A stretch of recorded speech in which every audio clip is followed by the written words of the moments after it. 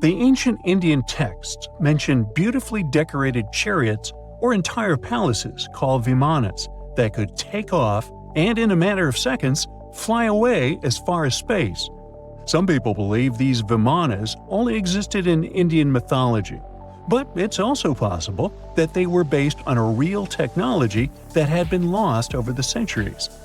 According to the Vedas, ancient Indian religious texts, there was the elephant vimana with several engines and many other types named after animals and birds.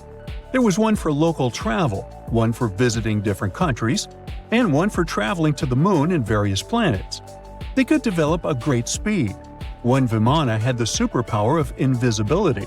Another one was shaped like a sphere and was built on the winds produced by Mercury. This vimana was said to generate an enormous ray like the sun and make noise like the storm's thunder. All the vimanas were unbreakable and perfect for attacks on foes. Now, to operate a vimana, you'd need to know a lot of stuff, pretty much like today's airplane pilots, 32 secrets in total.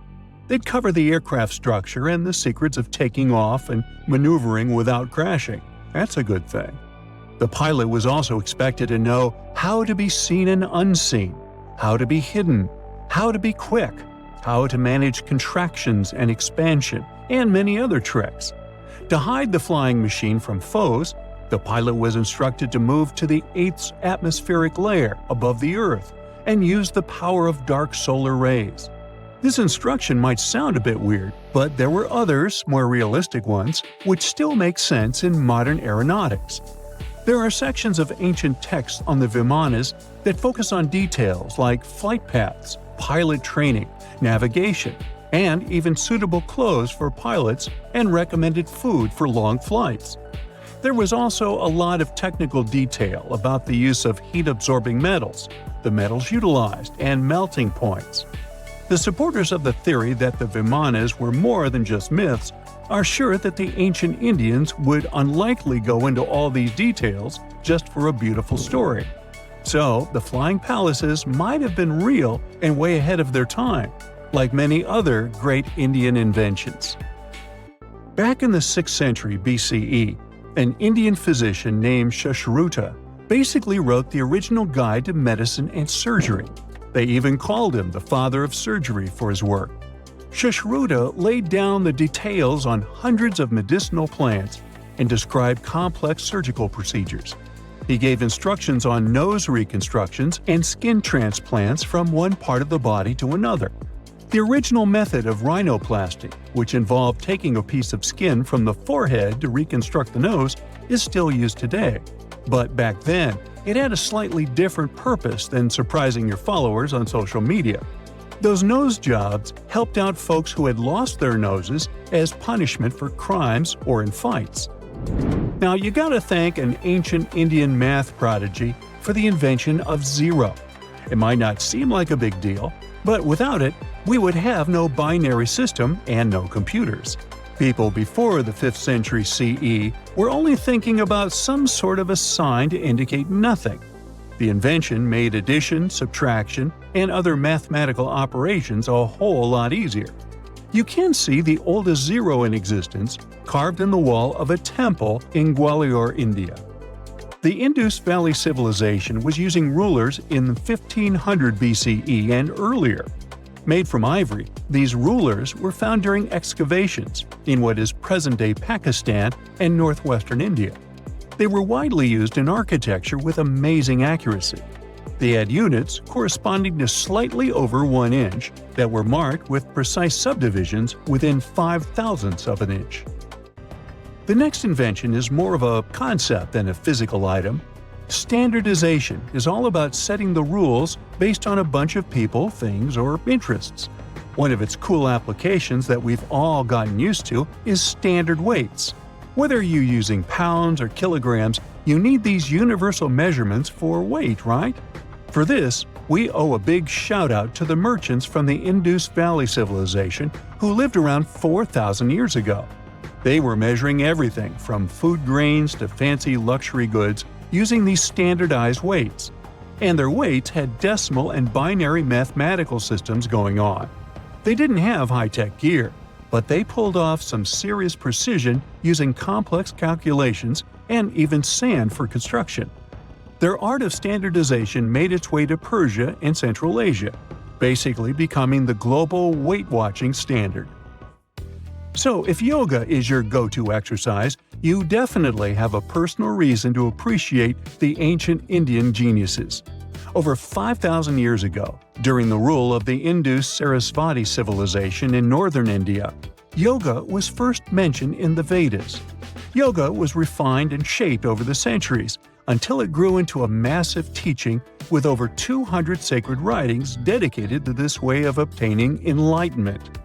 At the beginning of the current era, yoga got a new trajectory thanks to a Hindu writer who laid down a system of yoga in his text, the Yoga Sutras. It became a whole-body rejuvenation, a life-extending practice with poses that you are still doing on the mat today.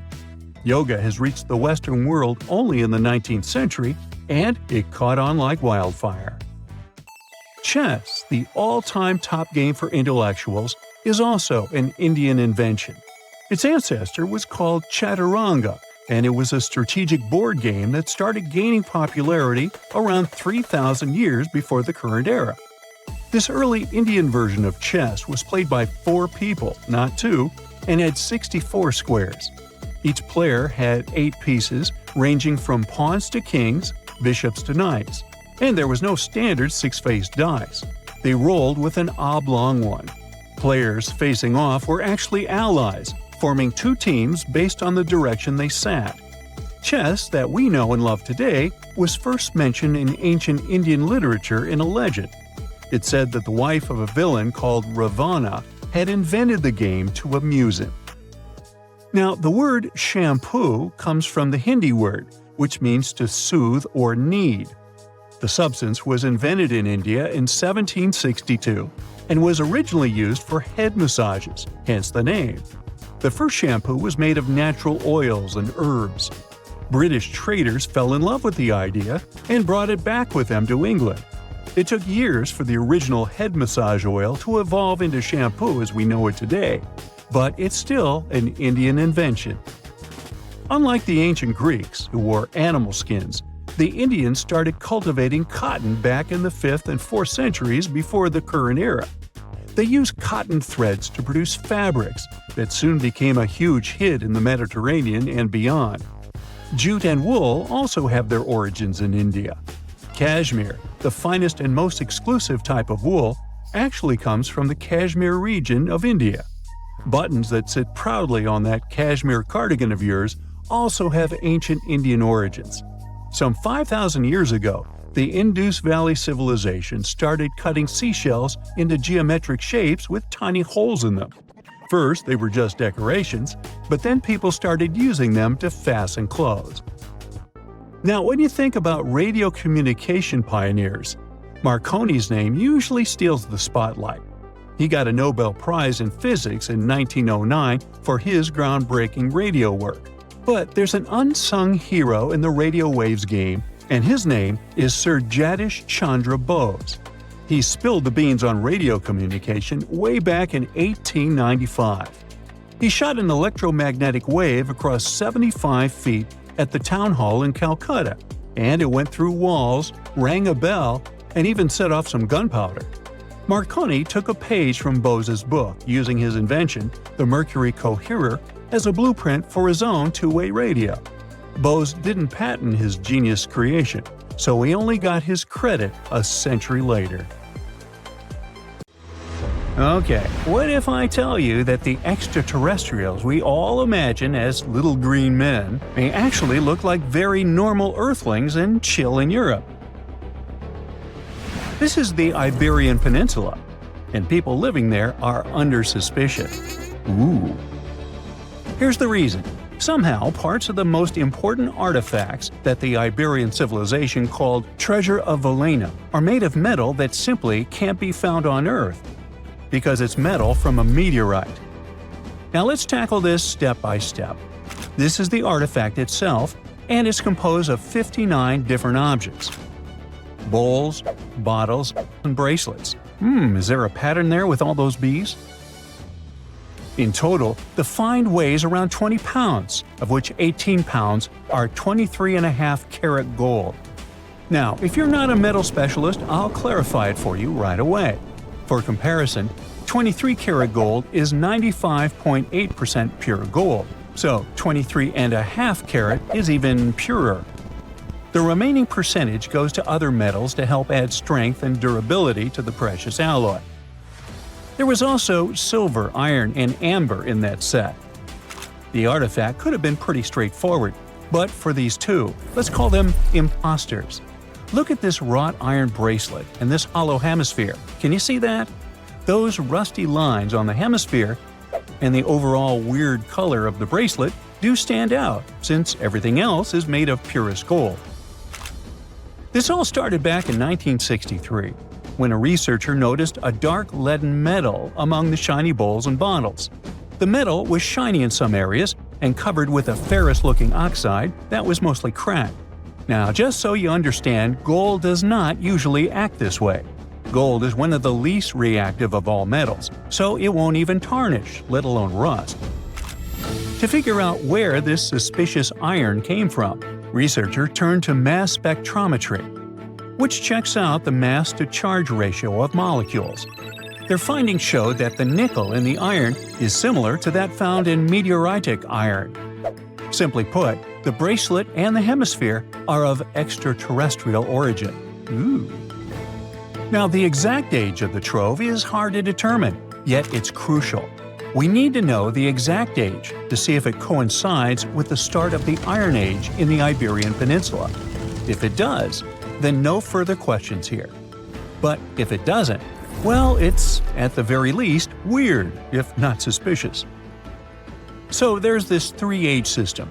It comprises the Stone Age, then the Bronze Age, and then the Iron Age. The Stone Age is of no importance here, so let's compare the Bronze and the Iron Ages. The Bronze Age began when it was realized that combining copper and tin produced a material that was more durable than either metal alone.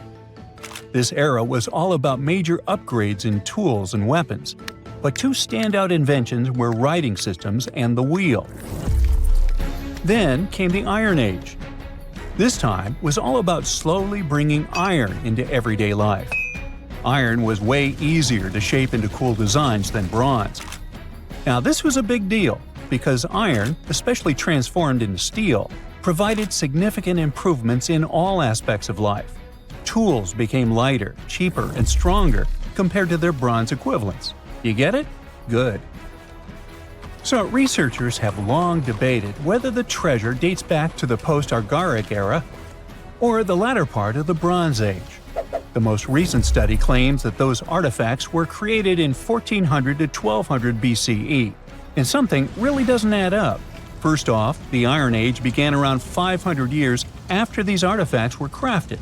Plus, ancient craftsmen couldn't know back then how to work with metals that landed on Earth approximately 1 million years ago. And while the dates are really hard to explain, there is a logical explanation for the craftsmanship. The theory here is that those metal workers simply had access to the fallen meteorite, and thus, they could study it well and discover its properties before using it for decorative purposes. They could have figured it out through trial and error, and once they knew exactly how to work with this extraterrestrial metal, they proceeded to adorn the artifacts with it. Plus, there were the Phoenicians, who contributed to their craftsmanship. Now, it's true that the Iberian people have been processing metal and making pottery long before the Phoenicians settled on the peninsula. But the arrival of new metalworking techniques and the introduction of the potter's wheel enabled them to produce better quality goods much faster than before. So, we figured out the extraterrestrial origins of the Iberian artifacts. But guess what? This area is still under suspicion. The reason for that is the language they spoke. You see, for most modern languages people use today, there will always be some proto-language. Say for Italian, Spanish, and French, it's Latin, hence their similarities. But wait, Iberian was largely spoken where modern Spain is, so why isn't Spanish similar to it? Well, the truth is, no language today is similar to the Iberian.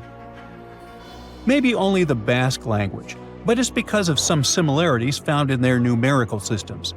Basque is classified as a language isolate, or simply unrelated to any other known languages, and the only language isolate in Europe. The Iberian language is unclassified. While the scripts written in it have been deciphered to various extents, the language itself remains largely unknown. And look at the alphabet the Iberians had. Looks like it doesn't really belong to our planet. But hold up, this one might be a bit of a stretch. When the Phoenicians came to the peninsula, they brought along their alphabet to the Iberians. But honestly, the Iberians probably weren't keen on just copying someone else's writing system, so they tweaked it until it looked completely different. Let's just say they took some inspiration and ran with it. While linguists can guess to some extent how most characters sounded, actually translating the language is still completely impossible. The Iberian language was non-Indo-European and faded away over 2,000 years ago. And there aren't any similar languages left to help us out. Super frustrating, right? Yeah. We got over 2,000 Iberian inscriptions from tombs, coins, potteries, lead plates, and even cave wall carvings. But aside from a handful of words, we're totally in the dark about what they mean. Now, if we could understand their language, we might have learned that they were great thinkers and all, but we can only contemplate the works of art they left. Iberian culture has a lot of amazing stuff made by talented artisans. We're talking about not just metalwork and ceramics, but also detailed sculptures, textiles, jewelry, and other personal bling. But here's the catch. Making all those luxury items depended a lot on a big farming class. At the heart of Iberian society, most folks were involved in farming and taking care of livestock. Depending on where you were, the types of farming varied. For example, up in the north, they were all about growing grains, while down in Valencia, they focused on producing olive oil and other agricultural aspects. In the west, raising animals was the name of the game. Still, we don't have much information about the day-to-day lives of the many people doing this essential work. Yet, on the flip side, we know a lot about the upper class of Iberian society, who control these agricultural resources and hire the artisans. By the 7th century BCE, we start to see a group of Iberian princes who were living the good life, trading with the Phoenicians and enjoying fancy luxury items. You can spot this elite class in their burial practices. Cremation was the go-to method for funerals among the Iberians, and wealthy individuals were often found in cemeteries with all sorts of lavish goods and funerary sculptures that give us a peek into the fashion and hairstyles of the rich. Interestingly, starting in the 6th century BCE, there was a noticeable drop in the number of recognizable burials, which suggests that these elaborate funeral customs became more exclusive to a small elite. Meanwhile, the fate of the majority, farmers, artisans, soldiers, and laborers, who made up a big chunk of the population, remains a bit of a mystery. It used to be a pretty advanced civilization, but it vanished without a trace. Researchers think it could have been due to some massive earthquake, but so far, we don't know for sure. Hey, you've heard of Stonehenge? Of course you have! Big rocks mysteriously mounted in circles on a plain in England by, somebody. But what if England's Stonehenge is only a replica of another monument, and its builders just crossed the Atlantic and copied what someone had already done elsewhere? Well, it turns out researchers found another Stonehenge underneath the waters of Lake Michigan. This lake is a hotspot for woo-woo unexplained things. A bunch of disappearances, plane crashes, and now this, an ancient underwater monument that looks strangely enough like Stonehenge. We couldn't help ourselves and needed to dive deep into this story. A ring of massive stones, arranged in a way that felt all too familiar. They saw two circles, an outer one and an inner one, sitting 40 feet below the surface. But this wasn't just a random pile of rocks. These stones had been placed there, purposefully, by human hands. And by doing some further research, they discovered that they were staring at a structure that's over 9,000 years old. Think about it. This Stonehenge beneath Lake Michigan predates the pyramids. It predates Stonehenge itself by about 4,000 years. All of this information was enough to startle scientists at Northwestern Michigan University. But that was before they found this out. One of the stones had a carving, a faint but clear petroglyph of a mastodon. Mastodons kind of look like the ancestors to our modern-day elephants, but they have been extinct on planet Earth since 10,000 years ago. So, whoever built this underwater Stonehenge needed to be alive at the same time these creatures roamed our planet. This discovery raised many questions among scientists. I mean, why on earth would they go through all this trouble to lay rocks at the bottom of a lake? Well, first things first. Scientists believe that Lake Michigan had much less water back then than it does now. Second, it could have something to do with ancestral practices of First Nation people. There's one theory from a professor of the University of Michigan. He suggested that the stones formed a kind of prehistoric hunting trap. He believes that early hunters used the circular formation as a drive lane to herd large animals like the mastodons from the rock carvings we were just talking about. Once they got these huge animals into a tighter circle, they could be more easily hunted. But not everyone's convinced by this theory. Some believe the circle probably had a deeper spiritual purpose. According to local Native American tribes, like the Anishinaabe, stones are more than just rocks. They're living beings. They hold spiritual energy and represent a connection to the earth and all living creatures. An elder from the Anishinaabe community even suggested that these stones are sacred, placed there by their ancestors to honor the land and its creatures. Scientists are trying to study the stone formation in depth, like about 40 feet. But that's the problem, actually. The fact that it's underwater makes it super difficult, since they don't have the best technology. Traditional archaeological tools don't work as well when everything is submerged, but promising new technologies like stereophotogrammetry, which literally means making 3D models of a site, are helping scientists study the stone circle more closely. Still, research is slow and expensive, so it's hard to know when this mystery will come to a close. As we said, Lake Michigan is a hot spot for unexplained phenomena. Its lakebed is filled with shipwrecks, such as the Thomas Hume, a sturdy American schooner. It also collects debris from airplanes that have suddenly gone missing while flying the area, such as Northwest Airlines Flight 2501 that disappeared in the 1950s. Some people even call the area the Lake Michigan Triangle, suggesting paranormal activities like what happens in the Bermuda Triangle might be going on. The lake spans over 22,000 square miles, which means it's almost two-thirds the size of the country of Ireland. In 2024, scientists were able to access another one of Lake Michigan's mysteries, the wreck of the Margaret A. Mure schooner. This 130-foot-long sailing ship sank over 130 years ago. The discovery was announced just recently by the Wisconsin Underwater Archaeological Association, the WUAA, whose team found the shipwreck sitting 50 feet below the surface just off the shores of Algoma, Wisconsin. Built in 1872, the Margaret A. Mure was a three-masted schooner built to carry heavy cargo across the Great Lakes. Her final voyage started out as a routine trip. Loaded with bulk salt, the ship left Bay City, Michigan, heading for South Chicago, Illinois. But on September 30th, 1893, things took a bad turn. Just as the Mure approached the town of Anapi, now known as Algoma, a sudden storm hit. The ship began taking on water fast.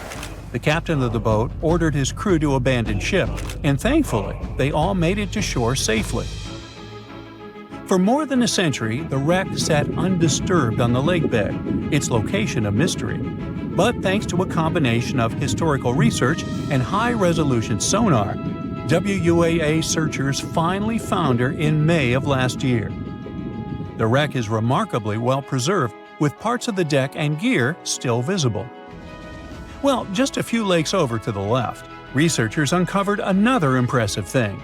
At the bottom of Lake Mendota, near Madison, Wisconsin, researchers found 11 ancient canoes.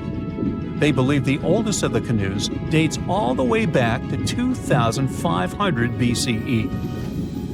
Now, if you don't get why that's important, it's because you're thinking with today's head. If in a classic Midwest highway you see a bunch of pickups, then back in the ancient days you see only canoes. They were the main mode of transportation for indigenous cultures. They were used to fish in deep waters, trade goods, and travel long distances. The reason why scientists were so excited with this discovery is because they had never found any proof of what canoes were being used for in this region back then. And to understand the local cultures that inhabited the area during this time period, they needed to have some information on that. This exciting discovery was announced by the Wisconsin Historical Society in May 2024. The first canoe, which they believe is around 1,200 years old, was pulled from the lake in 2021. Then a second one was dug up in 2022. And now divers have found at least 11 more canoes along what would have been an ancient shoreline, long since submerged. One theory is that these canoes were intentionally sunk to keep them from freezing or warping in winter. It's possible people stored them in the same spot for generations. Or maybe this is just a small part of a much bigger settlement. Historians do believe there could be an ancient village hidden under the water of the lake. Divers have already found stone tools, like net sinkers used for fishing, but the village itself hasn't been located yet. Truth is, while the Great Lakes often steal all the thunder, scientists point out that smaller lakes like Mendota have stories too. The Wisconsin Historical Society is working closely with Native nations to piece together more about the lake's history. You'll need to believe me when I say there is a third Stonehenge, all the way under the waters of Lake Constance, Switzerland. I mean, think of it like Stonehenge's cousin. Archaeologists began to discover this back in 2015, when they found a line of 170 man-made stone cairns under the lake. Scientists say this was most likely the work of several villages, and that the cairn site was probably used for some collective purpose because, well, the formations are huge. Some of them are several dozen feet wide, and they can build up to 6 feet. The most amazing discovery so far is that the site dates back to around 5,500 years ago. So around the time the original Stonehenge was being built.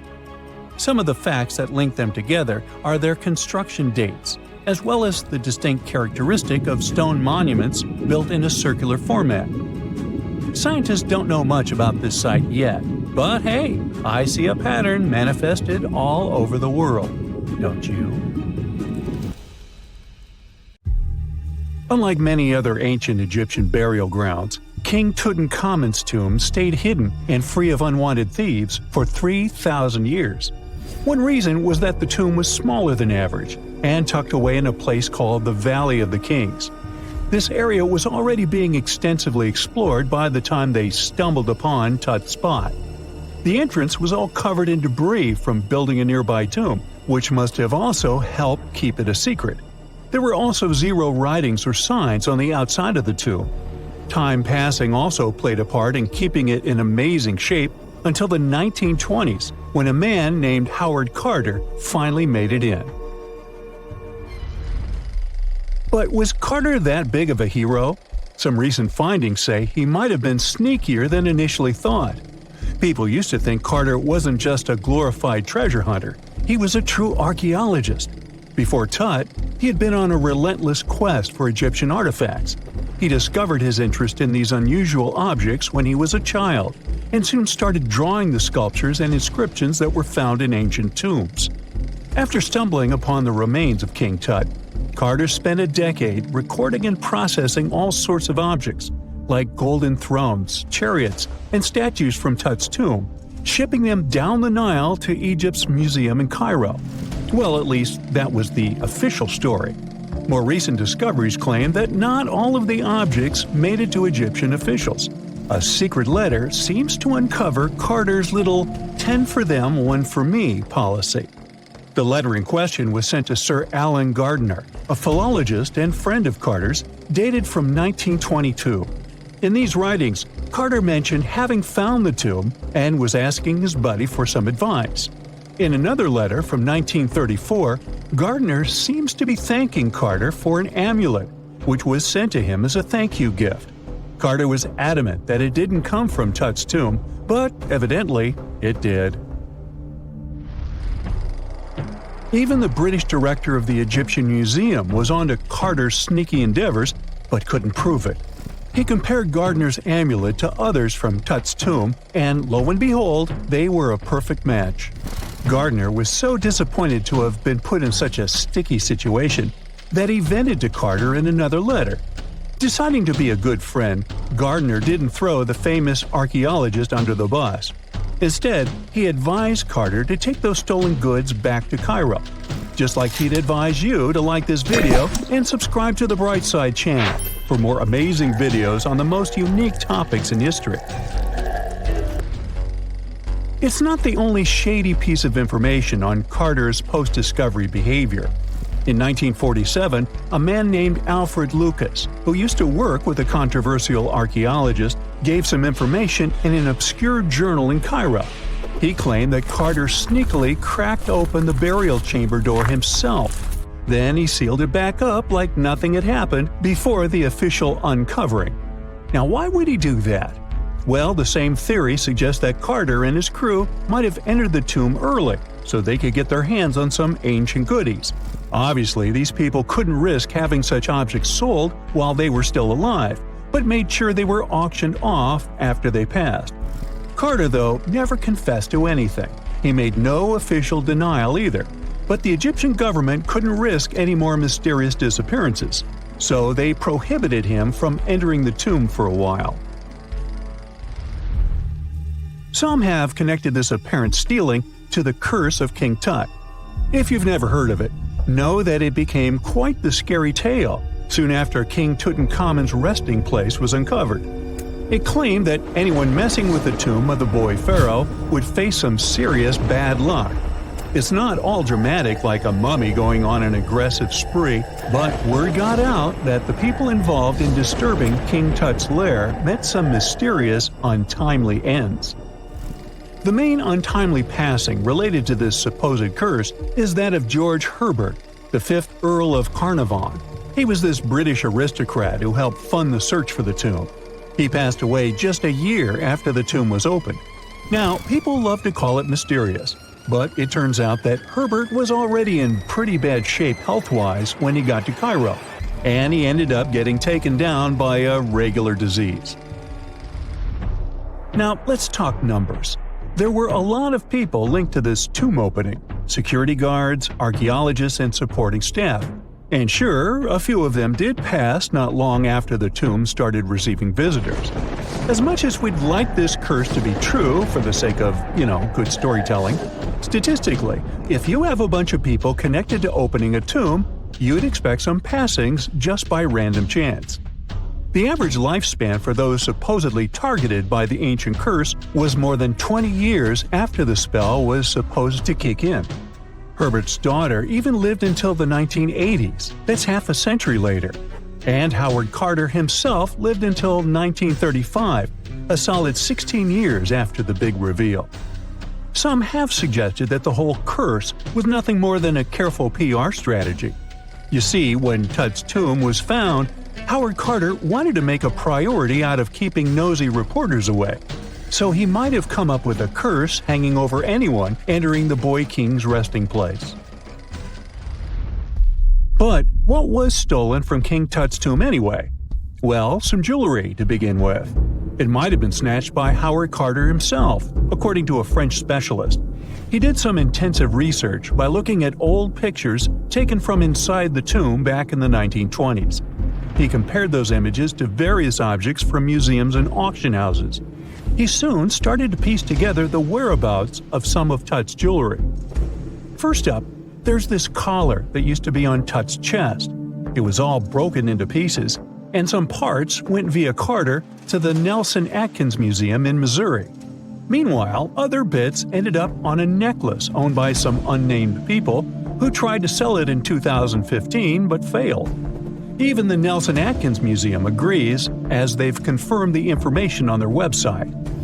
Then there's a headdress piece. Some beads from it that once belonged to Tut apparently got stolen by Carter too. They were also strung into a necklace and are now being held at the St. Louis Art Museum. Another fancy collar made out of glazed ceramic magic spent some time at the Met, far away in New York.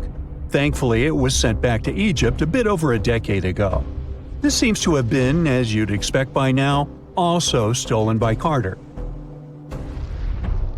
Missing artifacts aside, King Tut still gave a ton of amazing objects that helped us learn more about this incredible ancient culture. Starting with the famous burial mask. It's this massive 21-inch gold art piece with semi-precious stones and glass paste. It weighs 22 pounds and showcases the boy pharaoh with a long beard and a headdress with a cobra and vulture. On the back, there's this spell from an important ancient Egyptian spiritual book that's supposed to make sure it works just as well in the afterlife. Tut was also apparently a board game enthusiast. They found 4 board games in his tomb, some made of ivory. Archaeologists also found a pair of gold sandals, though you'd imagine they were more for show than for comfort. In fact, the pharaoh probably never wore them in his lifetime. Now, speaking of fashion items, it turns out Tut was quite the fancy ruler. They even found a mannequin in his tomb that was used to pick out, adjust, and store his outfits and jewelry. The boy king seemed to have also enjoyed some music, based on the 2 trumpets historians found in his tomb. Though they were played back in 1935 in a BBC broadcast, the instruments are today considered too fragile to be maneuvered. It's like archaeology woke up recently and decided to spice up the news with its history-changing discoveries. From unearthing dinosaur fossils in peaceful Iowa to translating bad news from ancient Babylonian texts, history is revealing its secrets like never before. When Mount Vesuvius erupted in 79 CE, it froze the town in time. Some of the most famous discoveries were heartbreaking, like a mother wearing a golden bracelet, holding her child, or 2 sisters hugging in fear. At least that's what scientists thought. In 2024, advanced DNA tests shattered these long-held beliefs. The mother from the House of the Golden Bracelet was actually a man wearing a fancy 30-carat bracelet, and the child wasn't even related to him. As for the 2 sisters, DNA revealed one was actually a man, while the other remains a mystery. Some speculate they were lovers, but the truth is still buried in time. Speaking of rewriting history, another shocking revelation comes from ancient Babylon. Recently, archaeologists translated 4,000-year-old texts that turned out to be heralds of terrible news. These specific texts that were translated are believed to be from Sippar, a city near the Euphrates River in modern Iraq. They talked about lunar eclipses, which is when the Earth's shadow blocks the moon, and for ancient Babylonians, these were warnings. Eclipses could mean everything from floods and famines to chaos in the kingdom. But here's the interesting twist. Babylonians also came up with clever ways to cancel these bad omens, like calling in priests to perform rituals, or consulting oracles for advice. These ancient astrologers took their job seriously, since it wasn't just about stargazing. It was about keeping the kingdom safe. Augustus was the first Roman emperor, so we can say he was a big deal. Archaeologists have already found ruins of the villas where he partied, but now they think they've found his final resting place. In a place near Naples, they found an old structure buried under a villa. They found the equivalent of a modern heating system, something that was probably used to draw warm baths. They also found shelves filled with ancient jars, suggesting the site later became a temple. They're still not sure this was Augustus's last home, but if confirmed, This would be a big deal for world history. While ancient Rome is surprising us, the famous Nazca Lines in Peru are also revealing hidden details. These massive geoglyphs, created thousands of years ago, have only been partially studied until now. Scientists trained artificial intelligence to help them scan 243 miles of terrain. With AI's help, they identified over 300 new motifs, including llamas, stick figure people, and strange heads. The algorithm, originally developed to decode charred scrolls from Mount Vesuvius, has doubled the number of known glyphs. The past is getting a serious digital upgrade. Meanwhile, in Bulgaria, archaeologists made a surprising discovery in a place few would expect: a sewer. In 2024, researchers unearthed a nearly intact 6.8-foot-tall marble statue of Hermes, the Greek god of travelers and trade, hidden beneath layers of soil. Experts believe it was placed there for safekeeping after an earthquake in 383 CE damaged the city's infrastructure. At that time, paganism was declining and Christianity was rising as the Roman Empire's official religion. Many pagan idols were being destroyed, but it seems some locals secretly preserved their deities by hiding them underground. Searching the bottom of the River Thames is probably worse than looking under your bed. The riverbed collects all kinds of discarded treasures, including a legendary typeface. In the early 1900s, two men created the Dove's typeface for printing books, but after a bitter falling out, one of them threw every single metal letter into the river. A century later, in 2014, a designer trying to revive the typeface began searching for the lost letters. In just 20 minutes, he started finding them. With the help of divers, more were uncovered, and today, some of the lost letters are on display in a museum. Not much goes on in Iowa, which is why finding a huge 13,000-year-old mastodon skeleton made headlines. In 2022, a researcher received a photo of a massive femur believed to belong to a prehistoric animal. It took 2 years to secure funding for excavation, but in 2024, archaeologists finally dug in. After 12 days of work, they uncovered a well-preserved mastodon skull, the first ever found in a Midwestern state.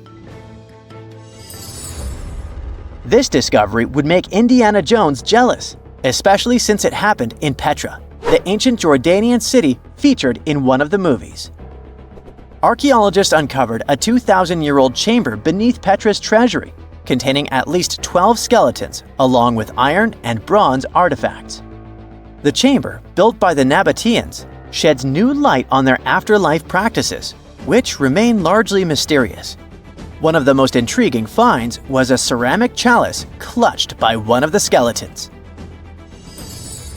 Back in Peru, archaeologists made a groundbreaking discovery that turned Peruvian history upside down: a female ruler.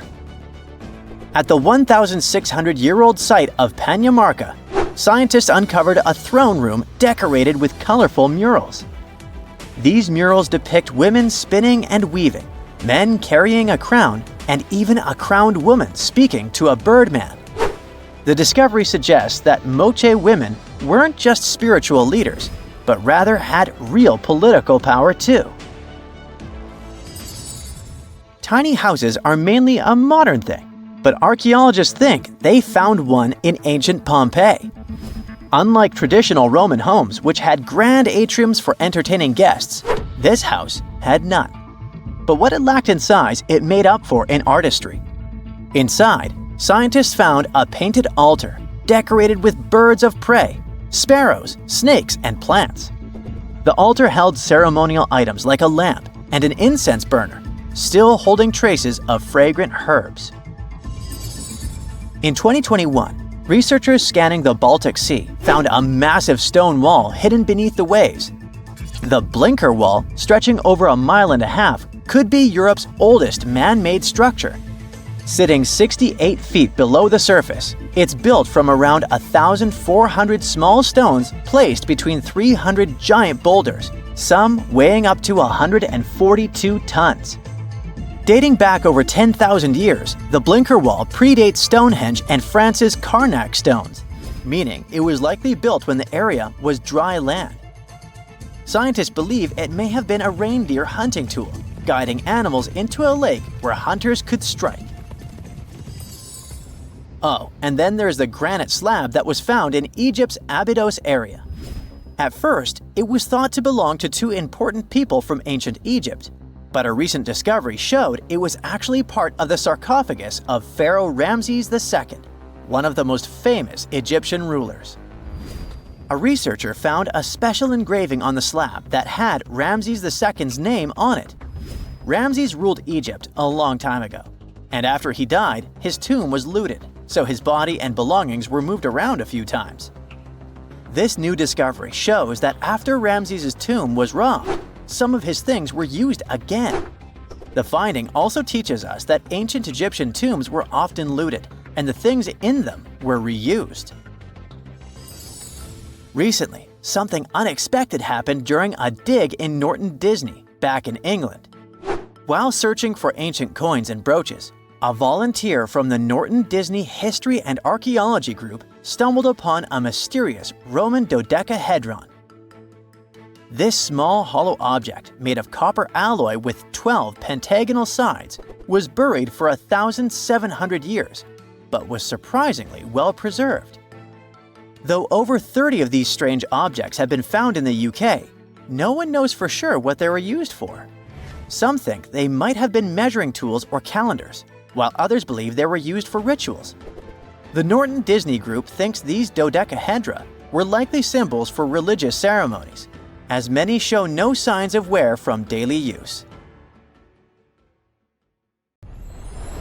Miles and miles of yellow sand, treeless mountain ridges, and scorching hot sun over your head. And suddenly, something you'd never expect to come across in a barren desert. A small group of overexcited people. They're as happy as you would be if you'd won a lottery. They've just found an ancient tomb, once flooded with its walls in bad shape. But the stuff they discovered inside proves that this is the burial site of one of Egypt's most mysterious pharaohs. Historians have been hunting for his tomb for years, but no one expected it to hide ancient treasures. Fast forward. After careful examination of the site, Egyptian officials have announced the discovery of the tomb of King Thutmose II. It's the last missing tomb from Egypt's 18th dynasty. And this is also the first royal tomb found since King Tutankhamun's was discovered in 1922, in more than 100 years. A team of Egyptian and British archaeologists found the tomb in the Theban Mountains area, west of Luxor, near the famous Valley of the Kings. Before this, the site was only known as Tomb C4, but during their excavation, the team found clear evidence proving it belonged to King Thutmose II. Archaeologists actually found the entrance and main tunnel leading to the tomb in 2022. But at first, they thought it belonged to a queen because it was near the graves of Thutmose III's wives. It was also close to Queen Hatshepsut's tomb. Originally, it was prepared for her when she was just a royal wife. But everything changed when she became pharaoh. But we'll talk about this twist of fate a little later. But soon they realized that their discovery was much more significant. They found alabaster jars with Thutmose II's name and the words "deceased king" written on them. That's when they realized that the tomb was actually his final resting place. Sadly, Thutmose II's tomb has seen better days. According to the head of Egypt's antiquities sector and the leader of the Egyptian excavation team, the tomb suffered major damage from ancient floods not long after the pharaoh's death. Water swept through the burial chamber, likely destroying or displacing many of the original artifacts. Much of what had been once inside the tomb was moved elsewhere in an attempt to salvage it. The researchers found out that the tomb had a basic design, with an entrance, a sloping main corridor, and a burial chamber. The corridor was coated in white plaster and rose about 4.5 feet above the floor of the burial chamber. A large staircase and a very large descending corridor of the tomb indicated its grandeur. It took the team a long time to navigate through, though, as the tomb was blocked by flood debris and collapsed ceilings. Only after crawling through a 32-foot passageway with a small 16-inch gap at the top, the worst nightmare for those of us with claustrophobia, were they able to reach the burial chamber. There, they were in for another surprise. They cleared the debris, expecting to find the crushed remains of a burial beneath. But the tomb turned out to be completely empty, and it was not due to robbery. It had been deliberately emptied. The researchers soon realized that the tomb had been flooded since it had been built underneath a waterfall. It happened just a few years after the king's burial, so the contents of the tomb were moved to another location. That's why there was a second corridor in the tomb. It was most likely made to help remove King Thutmose II's body from his flooded tomb. Despite the damage, the excavation team made some really exciting discoveries. They found traces of mortar decorated with blue inscriptions, yellow stars, and fragments from the Book of Amduat, one of the most significant funerary texts in ancient Egypt. The book was meant to guide the deceased through the underworld, ensuring a safe journey to the afterlife. Now, how about we sneak a peek at ancient Egypt's 18th dynasty? It was all about conquering lands, expanding the empire, and building jaw-dropping monuments. Some of the biggest names from that era, Thutmose I and Thutmose III, both legendary warrior kings who left their mark in history. Thutmose I was a fierce fighter who led major military campaigns, pushing Egypt's border further south than ever before, all the way to the fourth cataract of the Nile. His victories gave Egypt access to new trade routes, stronger political ties, and more wealth. His conquests were so significant that they were recorded in the tombs of his top officials. Thutmose III, sometimes called Thutmose the Great, took things even further. He was not only an incredible military strategist, but also the commander of Pharaoh Hatshepsut's armies before becoming king himself. He led between 17 and 20 military campaigns, winning every single one and expanding Egypt's empire to its peak. He even created the world's first navy.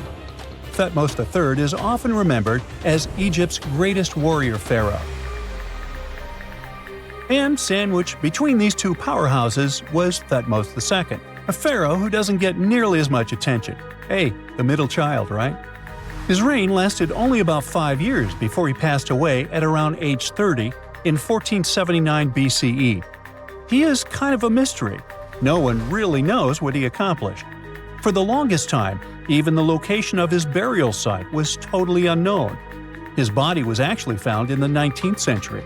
It was just lying around in the mortuary temple of Deir el-Bahari, in a secret chamber where priests used to hide royal mummies centuries after their original tombs were looted by grave robbers. In other words, Thutmose II's body must have been moved from his original resting place at some point in history to protect it. During his lifetime, Thutmose II made at least one major impact on Egyptian history. He married his half-sister Hatshepsut. That might not sound like a big deal, but it helped her become Egypt's greatest female pharaoh after he passed. The catch? She kept her stepson, Thutmose III, off the throne for decades. When he finally took power, he erased her name from history out of spite. And still, Hatshepsut is one of Egypt's greatest pharaohs, no matter if you're talking about a man or a woman. She brought a lot of wealth and art to Egypt. She led a big trading trip to a place called Punt, where she brought back things like gold, ebony, and incense. She also made sure her name lasted by building amazing structures that we can still see today. At Karnak, she added huge obelisks. One of them is still standing tall. She also was the one to build the Temple of Deir el-Bahari with its countless columns. She was buried there. Interestingly, Hatshepsut was often shown in art as a man with muscles and a beard, like how pharaohs were usually depicted. But she made sure there was always something in the artwork that reminded people she was a woman, like calling herself Daughter of Re or His Majesty herself. When she passed away in 1458 BCE, Egypt wouldn't have a female ruler as powerful as her until Cleopatra, about 1400 years later. According to Egypt's Supreme Council of Antiquities Secretary General, isn't that a mouthful? Hatshepsut's name actually appears in Thutmose II's tomb, meaning she might have even handled his burial. As for their final resting places, well, Hatshepsut was buried in the Valley of the Kings, and Thutmose II's mummy is now in the National Museum of Egyptian Civilization, alongside other ancient Egyptian rulers. It gives visitors a rare chance to see the remains of a nearly forgotten pharaoh. Now, experts consider the discovery of his tomb to be one of the most significant in recent years. The artifacts found there add important details to our understanding of the history of the region and Thutmose II's rule. And even though the tomb's design is fairly simple and follows the same architectural style preferred by later Egyptian rulers, its historical importance is undeniable. In any case, the mission isn't over yet. Archaeologists are now focusing on solving another mystery. Where did the rest of the tomb's contents end up? The team is determined to continue their search. Who knows what other secrets they will uncover that have remained hidden beneath the sands for thousands of years. Stonehenge took approximately 20 million man-hours to build. For comparison, an average human doesn't live much over 700,000 hours. This is Jack, one of the first builders of Stonehenge. Let's say Jack lived to be 80 years old, which is extremely improbable, but it makes it easier for me to crunch the numbers, thanks. If Jack had spent his entire life, from age 0 to age 80, working on the Stonehenge project, it would have required approximately 28.5 generations of people doing the same thing to complete it. That's next to impossible. To make it more plausible, let's multiply that by 2. After all, Jack wouldn't want to dedicate his entire life to moving stones, and he didn't live to be that old. Thus, we arrive at around 57 generations needed to build Stonehenge. That's not enough room on the screen for me to introduce John, Jack's great-great-great-great, you get the drift, grandson. So it all began around 5,000 years ago with just a simple circular earthen bank and ditch. Fast forward to around 26,000 BCE, and the builders replaced that initial structure with a complex arrangement of wooden posts and brought in around 80 dolerite bloom stones from Wales, which were rearranged at least 3 times. Then, a few hundred years later, they added those massive sarsen stones, each weighing around 25 tons. These enormous sandstone blocks were transported about 19 miles to create a continuous outer circle, with 5 trilithons, 2 upright stones topped with a lintel, forming a horseshoe shape inside. It was a millennium-long building process that demanded years of hard work. So, people must have lived nearby, right? But how would they have found shelter back then? Today, we have houses for builders on site, small accommodations that serve as temporary housing. But structures like this definitely didn't exist when Stonehenge was constructed. Did they? Well, actually, they existed. And some recent archaeological digs near Stonehenge prove it. Archaeologists found this Stone Age eco-home, which is a huge deal since it's one of the earliest settlements in the area. This newly uncovered Mesolithic home dates back to around the year 4300 BCE. Let's take a closer look at this house, shall we? Now, for the walls, people back then used a large fallen tree, its trunk to be more precise. These wooden walls were reinforced with flint, and they even lined the pit left by the uprooted tree with cobblestones. To create the roof, they opted for animal hides, which sounds like a wise choice. They must have provided protection against the unpredictable weather of the British Isles.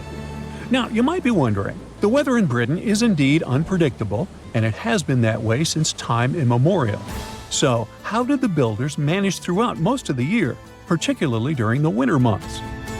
Well, the answer is simple. There was a hearth on site, which isn't surprising, but the system they employed was quite ingenious. A hearth inside the house would have posed too great a risk, yet bringing hot stones into the dwelling was perfectly safe. While they were hot, they couldn't ignite the building. So they used these stones from the hearth as a heat storage system to keep warm at night. And as a final touch, they even incorporated various stones for decoration. They didn't exactly get a Pinterest house, but it added a touch of elegance for sure. And if you think this discovery is merely about the houses, think again. It significantly changes our understanding of how people lived during that time. This discovery places them in an important prehistoric setting right at the start of the Neolithic area, sparking some interesting questions about whether these early folks could be related to the people who built Stonehenge. But there's a big worry. Experts are concerned that this significant find, along with other buried archaeological sites, could be at risk if the authorities go ahead with plans to build a tunnel to reroute the A303 away from the World Heritage Site. Sure thing the house the scientists found wasn't in perfect shape, and it lacked some crucial elements people use for living. Some of them decayed over time, while others were simply absent. So the scientists took 20 tons of chalk, 5,000 hazel rods, and 3 tons of straw, and used all this to recreate the 4,500-year-old design houses. These new buildings are located close to Stonehenge, which is incredible since in this area, planning permission for even a new cowshed is problematic. So, what are these houses like? Well, first off, there are 4 of them, and they're oval-shaped. They're built on the foundation of real houses that stood there about 4,500 years ago, just around the time the Stonehenge Eco House was going up. The houses aren't very big, they're single-room structures. When it comes to dimensions, it was straightforward to estimate since we could gauge the size of the roof and the height of the walls based on the foundations. Each side measures about 16 feet. However, the roof structure remains a bit of a mystery. There were a few differing thatching techniques back then, so pinpointing the exact method used for these dwellings is kind of a guessing game. For now, we think it involves knotted or tied straw carefully secured onto a hazel-woven frame. When fires are lit, the smoke from the hearth wafts up through the thatched roof. Now, remember those 20 tons of chalk? That was needed for the floors and walls. The white chalk walls and floors reflect sunlight and capture heat from the fire. But here's the kicker. The builders encountered a challenge because the ground was so waterlogged that some of the chalk floors took weeks to dry out. By the time they should have been bone dry, they were still as sticky as chewing gum.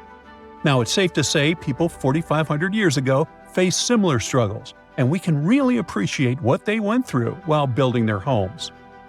The final layer of daub was applied using rags, giving a smooth, almost shiny finish that looks surprisingly classy. The interiors are furnished with wooden and wicker beds and shelves, along with clay pots and jars, all centered around a cozy hearth. The spaces feel surprisingly roomy, and are filled with light that streams in through the thatched roof, bouncing off those white walls. Plus, the woven furniture adds a nice touch of authenticity to the vibe. The fires have been lit, and the first meal, bread crafted from flour ground on a stone mill next to the hearth, has been prepared. Those who tried the bread were pleasantly surprised by its flavor, finding it quite tasty. Now, here comes the bummer. Those who recreated the houses did cheat a little. While the materials used were authentic, the tools weren't. They used cement mixers to mix the daub, wheelbarrows to transport the timber, and logs by the hearth were split with steel axes instead of stone ones. Still, the builders aren't professionals, they're volunteers. So I think a bit of cheating is totally cool in this case. There are other volunteers on site who are more than happy to chat about the daily activities of the Stonehenge builders, from grinding grain with a quern to making rope from rushes. But these houses and the Eco House aren't the only remarkable things in the Stonehenge area. Some years ago, archaeologists uncovered a burial site close to Stonehenge that predates the monument itself. This Neolithic long barrow, dating back approximately 56 to 5,700 years, likely contains the remains of some of Britain's earliest inhabitants. The burial site was identified through aerial images that revealed its distinct shape beneath the crops. Salisbury Plain is rich with ancient sites, including Stonehenge, various mounds, and monuments. The area has remained undisturbed over the centuries, which is likely why so many ancient structures are still intact. This discovery also shows a significant shift in human lifestyle during that era, marking a transition from a nomadic existence to settled farming and animal husbandry, much like the Eco House itself. The long barrow in question measures about 85 feet long and 65 feet wide, though much of its above-ground structure has been lost to farming over the years. if this site is like others in the vicinity. It contains the remains of 30 to 50 individuals, along with cow skulls, which were significant to those early communities. There you are, trekking across a desert on foot. It's hot, you're terribly thirsty, and now you gotta walk around this stupid wall. Wait, a wall in the middle of a sandy, lifeless nowhere? Exactly, a wall in the northern Saudi desert.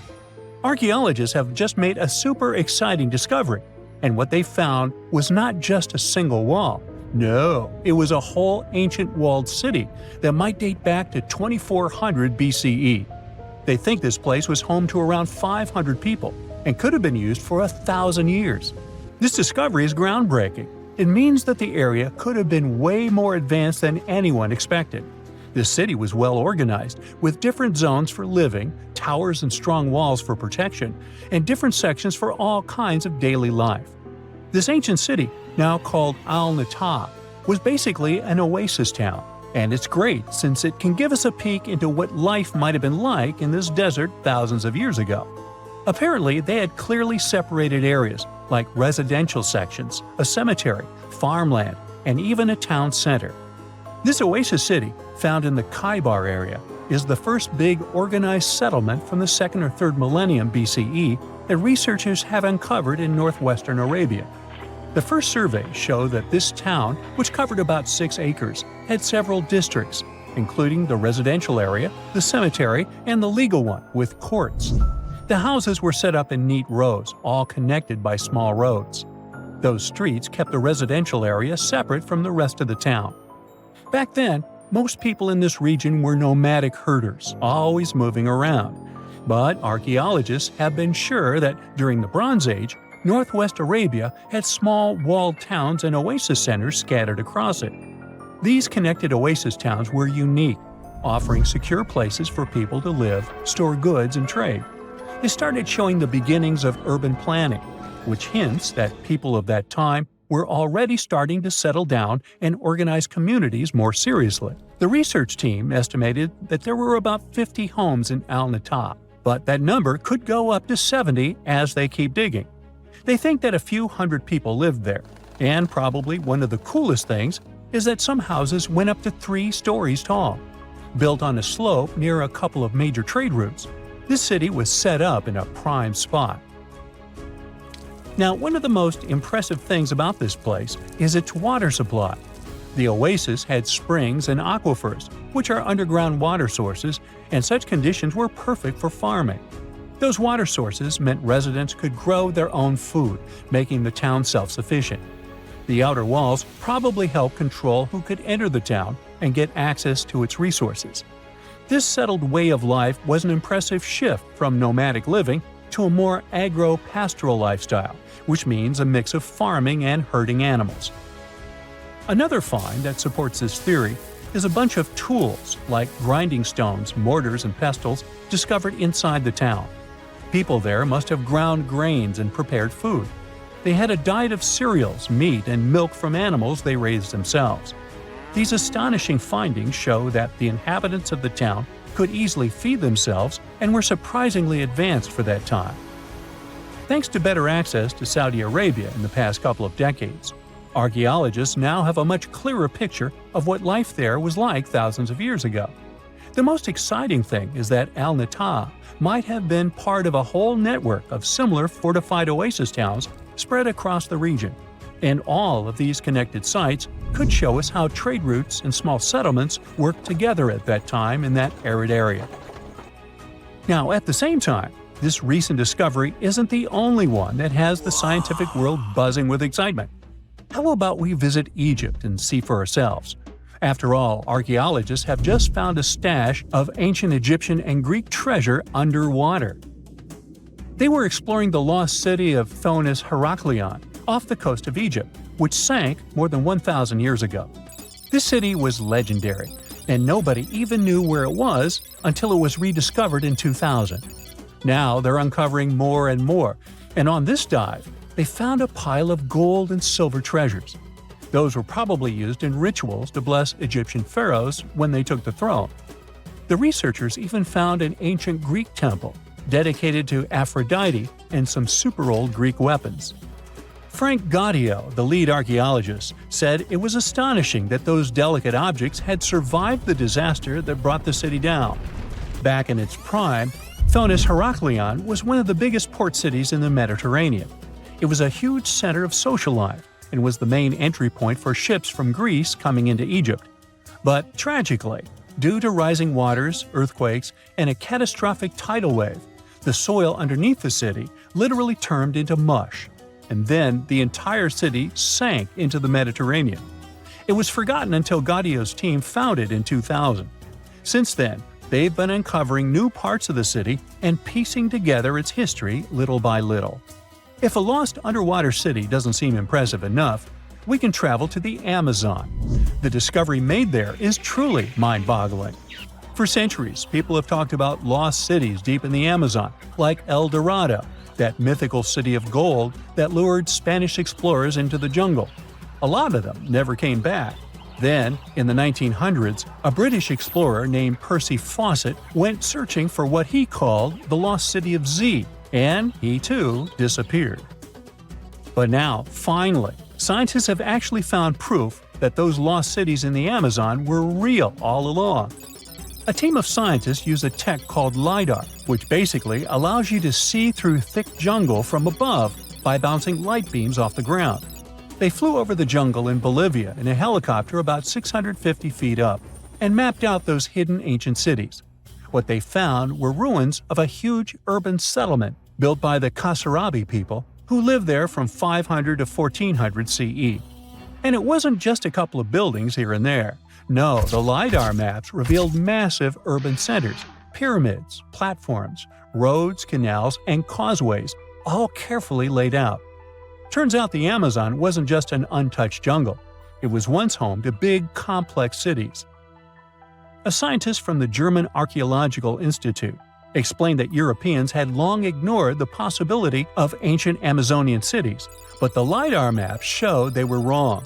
The new maps have revealed 26 sites, including 11 that no one even knew existed. Researchers have discovered two main city sites, Landivar and Kotoka. They had massive moat causeways stretching out like spokes on a wheel, linking the main cities with smaller surrounding settlements. Some of the canals even connected the cities to rivers and a big lake, which allowed water to flow through the area. Over the years, scientists found scattered ruins all over this region, but the thick jungle made it nearly impossible to connect the dots and see if or how they were related. With LiDAR, the whole layout came to life, showing that those sites were part of a much larger, organized urban system.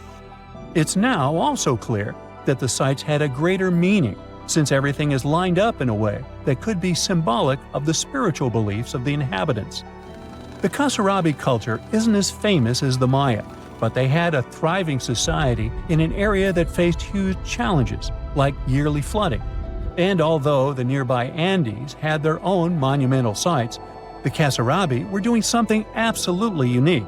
They even had reservoirs to store water, which suggests they might have been dealing with occasional droughts, which is pretty unusual for the Amazon. Actually, those terrible droughts could be why the Casarabi eventually left their cities around 1400 CE. Egyptologists have been digging around every inch of the Great Pyramid for ages. Yet somehow, they overlooked this stunning pink granite bathtub buried a few miles next to it. And here's the deal. This mysterious oval tube lying next to the Khufu pyramid for years may provide evidence that the Egyptians built the pyramids not only for monumental purposes, but also to generate electricity, experimenting with it long before Alessandro Volta and Thomas Edison. The Giza Plateau is famous for its three pyramids, Khufu, Khafre, and Menkaure. But there are also two smaller foundations next to them, the unfinished North Pyramid of Zayat el-Aryan and the Layer Pyramid. Some researchers say these buildings were never finished, while others think they were destroyed for more mysterious reasons. One of these reasons might have to do with the original usage of the Giza pyramids, the idea that they were used as an electricity generator. To connect these dots, we need to go back to the beginning of the 20th century. That's when an Italian architect and Egyptologist named Alessandro Barsanti decided to examine the Zayat el-Aryan pyramid.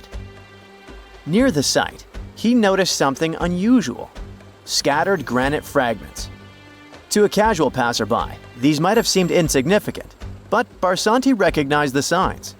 You see, ancient Egyptians often used sites to prepare stones before transporting them to their final destinations. The fact that there was granite on the ground intrigued him. Granite was a more expensive material than the limestone typically used for pyramids, which suggested that it might have been intended for an important and possibly hidden structure. At a depth of 68 feet, they encountered a huge pink granite block. He kept going with the excavations, and they revealed ancient inscriptions carved into the stones. They sent the drawing to experts, but no one could decipher what they meant. Were they instruction sets to something? That's when Barsanti made his biggest discovery. He found an oval-shaped vat carved from pink granite and polished to a mirror-like finish. The thing is, the vat had been carefully sealed. When they opened it, they found a thin black residue along the walls. I'm thinking something in the lines of a black oily substance. This discovery raised many questions for him. It didn't make sense to him that ancient Egyptians would go above and beyond to seal and protect this strange vat. By 1911, Barsanti had to abandon his effort to figure out what was the deal with that mysterious pit. But his findings intrigued researchers all over the world, and they've got their own opinions about it. One of these modern theories suggests that the other pyramids could have been used as a part of a bigger whole. It suggests that the Khufu pyramid was actually used as a water pump designed to irrigate the desert area. Apparently, the pyramid's internal chambers would function as a hydraulic system. In the 1990s, an engineer took this theory seriously and studied the pyramid's subterranean chamber. Surprisingly, he found actual signs of water damage. Apparently, the pyramid generated powerful compression waves, aka pulses, that could create electricity. This raised an important question. Could the ancient Egyptians have used the pyramids as a generator in order to produce electricity? On paper, that was proven to be possible. But hey, agreeing on the original use of the pyramids is probably one of the most difficult things in the world. So, we're still not 100% sure about this. Apart from that, Egypt is a playground for important discoveries regarding humanity's past. I mean, scientists have just discovered what looks like a cosmic command center, similar to that room from the Doctor Strange movies. They discovered an L-shaped astronomical observatory, measuring around 9,000 square feet, dating back to the 6th century BCE. Definitely the first and largest of its kind from that era. The mud brick structure housed tools used for calculating dates related to ancient Egyptian rites, royal coronations, and agricultural plans. This observatory is located in the archaeological site known as the Temple of Phuto, just 50 miles east of Alexandria. It's pretty impressive. The structure was designed so that you'd get inside the room through an east-facing entrance. This way, you'd get to see the sunrise. Once inside, you'd find a pretty huge shadow clock, used to tell time by tracking the movement of shadows inside the room. This variant of a sundial clock was nearly 16 feet long. That was quite an exciting discovery. Another interesting one was that scientists and Egyptologists have discovered the first ever pregnant mummy. Now, even if we know quite a lot about mummification processes, we keep making discoveries that open new doors into the lives of ancient Egyptians. It took so long for someone to find out this mummy was expecting at the time she was embalmed because she was placed in a male's coffin. More specifically, a male priest. Historians say that during the 19th century, a lot of traders mixed coffins up in order to sell them. Yes, that means they opened them and switched mummies to please their buyers. It was a complete surprise because they were hoping to study more about ancient health issues when they opened this coffin up. But they had another special research on their hands: prenatal practices in ancient Egypt. This mummified woman, who lived about 2,000 years ago, was from 20 to 30 years old when she passed away. She was found in Thebes, and her remains were incredibly well preserved. You see, mummification recipes varied across Egypt. In this woman's case, researchers could tell she was a member of the high society since she was buried with special amulets. But since mummification methodologies differed so much between cities and time periods, they still have to dig further to understand why she was embalmed along with her baby.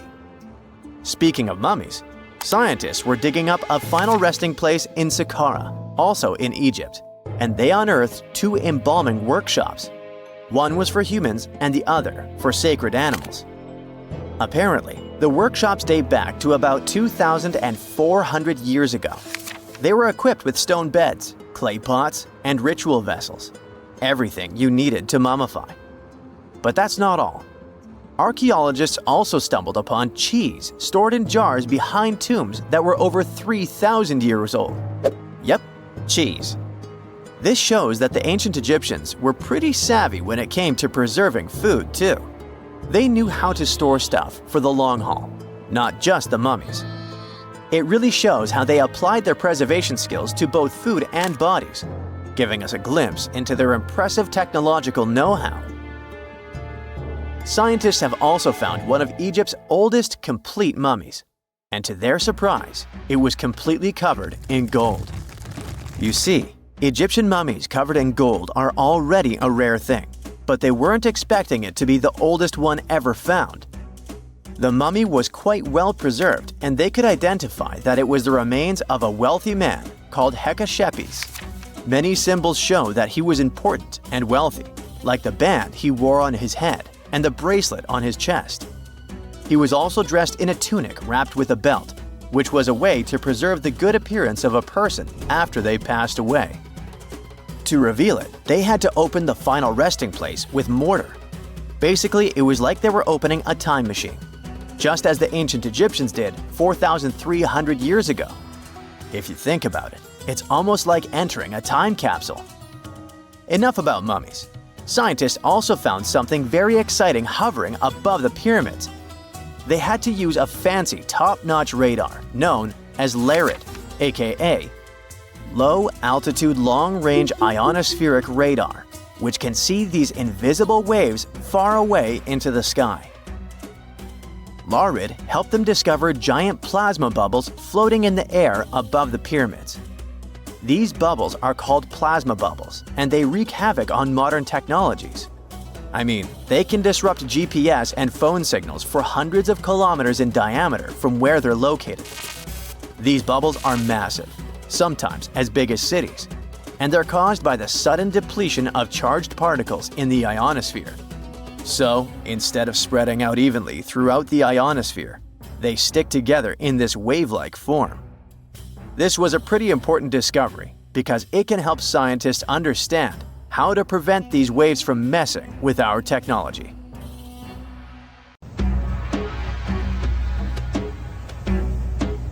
This is not a dune set. This is a very real desert in Niger. Jado was probably built by the nomadic Sao people and is filled with Casars, which are fortified houses made of salt and clay, with giant walls and secret passages.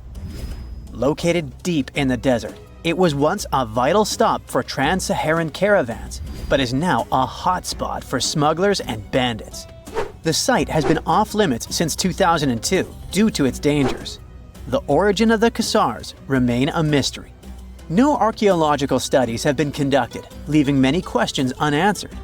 Even today, shifting sands reveal and conceal parts of these ancient ruins, fueling local speculation about what might still be hidden beneath the desert. Speaking of connective tunnels, scientists were blown away by the discovery of lava tubes in Saudi Arabia. These underground passages form when molten lava cools down. Researchers believe that ancient nomadic groups may have utilized these tunnels to survive the super harsh desert climates. While excavating the tunnels, archaeologists uncovered artifacts, rock art, and skeletal remains. The art and animal bones show that the people who used the tunnels were probably sheep and goat herders. They're still piecing together whether these groups lived in the tunnels for extended periods or just used them as temporary shelters. The Great Pyramid of Giza has been standing for thousands of years, but it's still hiding secrets. Using special scanning technology, scientists found two hidden structures under an ancient burial ground. The first is a shallow L-shaped structure, and below it is a much larger space that could be a final resting place or a chamber. The smaller structure was filled with sand on purpose, while the deeper one might be an empty chamber. Experts believe the two are connected, possibly as an entrance leading to a secret chamber. This is big news because it might give us some more insight into who built the pyramids and why. The world is full of ancient writing, but some messages refuse to give up their secrets, like the mystery of the Bash Plemi tablet. This unusual stone, pulled from a lake in Georgia, is covered in symbols no one can read. Even with modern technology, experts are completely stumped. The tablet is about the size of a book, with 60 symbols carefully carved into its surface, but 39 of them don't match any known language. Some resemble scripts from ancient civilizations in the Middle East, India, and Egypt, but none are an exact match. To make things even trickier, part of the tablet is broken off, meaning a piece of the puzzle is missing forever. To rule out a hoax, scientists studied the tablet closely. They confirmed it's made of vesicular basalt, an extremely tough local rock. Whoever carved these symbols must have been really skilled. Based on similar archaeological finds, experts believe the tablet could date back thousands of years, possibly to the late Bronze or early Iron Age. Some symbols repeat, which could mean they're numbers. Maybe it's an inventory list, a record of battles, or even an offering to the deities. Until someone cracks the code, the Bash Plemi tablet remains an unsolved mystery from the depths of history. Experts are still stumped with what this Minoan disc might mean. The Phaistos Disc is one of the most mysterious finds from the Minoan civilization.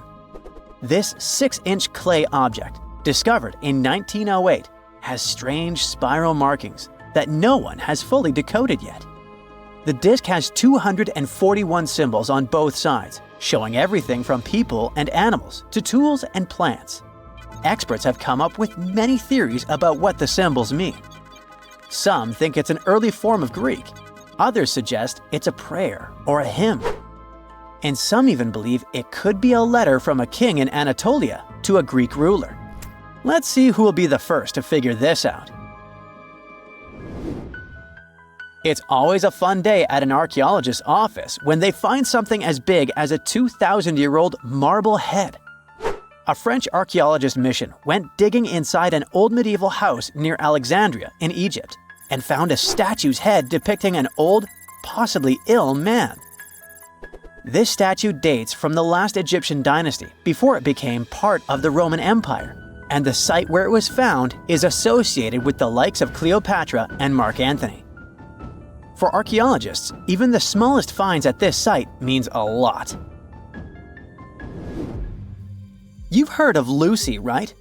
The Australopithecus that was an early ancestor for us humans. Well, scientists found some of her species' footprints somewhere in Tanzania. The so-called Laetoli footprints are over 3 million years old. The trail stretched 88 feet and has about 70 footprints, left behind when a bunch of early humans walked across some wet volcanic ash. What's cool is that these early humans were already walking on 2 feet, like us, not all hunched over like apes. The close spacing of the prints shows they probably had short legs and a shorter stride than we do today. In an ancient Egyptian temple, archaeologists uncovered a shrine unlike any other, a place dedicated to falcons and 2 mysterious deities. One deity had a falcon's head, while the other wore a crown with a sun disk and cow horns. But the most baffling discovery was an inscription that read, it is improper to boil a head in here. At the heart of the shrine, there are 15 headless falcons carefully arranged on a pedestal, likely as offerings to the falcon-headed deity. One theory suggests the birds were boiled first, perhaps to pluck their feathers, before being placed in the shrine, following the strange rule carved into stone. Archaeologists also found a 13-inch iron harpoon nearby. Its true purpose remains unknown, although the shrine also held remains of fish, mammals, and bird eggs, suggesting that the rituals may have included feasting. And speaking of ancient Egypt, meet Hathor. Scientists named her after the ancient Egyptian deity of motherhood, music, and singing. This wooden statue, housed at the Metropolitan Museum of Art, was thought to be just a beautiful artifact, until a surprising secret was uncovered. Using an X-ray machine, experts found a mechanical operating system inside it, with pulleys and axles connecting her shoulder to her left leg. When activated, the system made her hand raise and lower, an engineering marvel from over 3,000 years ago. The statue was created during Egypt's Middle Kingdom, around 1800 BCE, and is often compared to 19th century automata due to its advanced design. It's believed the statue was used in religious ceremonies, symbolizing Hathor's role in dance and music.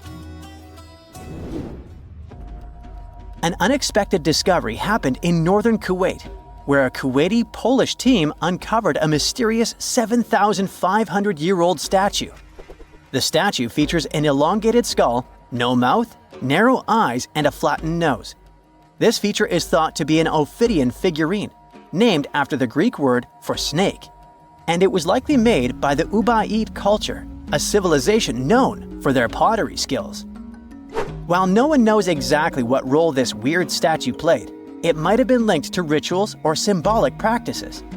Some scientists think these figurines, found in homes or final resting places, were tied to important cultural beliefs. We couldn't mention unresolved mysteries of this world without speaking about these elongated skulls. In the deserts of Peru, researchers uncovered 5 ancient skeletons, 2 with unnaturally elongated skulls. While head shaping was common in many cultures, these skulls defy explanation. Local legends tell tales of the so-called Gentiles, a mysterious race banished underground by the powerful deities. Some say this is what the skulls represent. Others think this is some type of genetic anomaly, which was confirmed after finding an infant skull, too large to be artificially shaped. In 1936, British Egyptologist Walter Bryan Emery found a small object in the desert that made people debate whether it was an elaborate stone model of a flying saucer or even a hyperdrive from a spaceship that belonged to some advanced civilization that visited the Earth. Emery spent years excavating sites along the Nile River Valley, especially in the huge ancient necropolis of Saqqara. He found countless treasures from ancient Egypt, and the most bizarre one was definitely from the tomb of a high official, Sabu.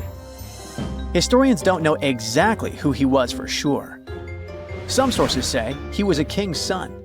His burial at Saqqara means he was an important figure in the royal court. There are no records from this early period he lived in, so Sabu's role and fate are still a mystery. Inside his tomb, scientists found 7 funerary chambers, each filled with traditional grave goods: animal bones, flint tools, pottery, ivory objects, and stone bowls. And then there was a strange, broken artifact that became famous as the Disc of Sabu. It resembles a shallow, round-bottomed bowl, but with 3 delicately carved, curved lobes spaced roughly 120 degrees apart around its perimeter. These lobes are separated by 3 holes, and at the center, there's a thin tube. The material used to build the disc is meta-siltstone, or schist. This type of rock is fragile, highly porous, and super difficult to carve. it flakes easily and crumbles under pressure.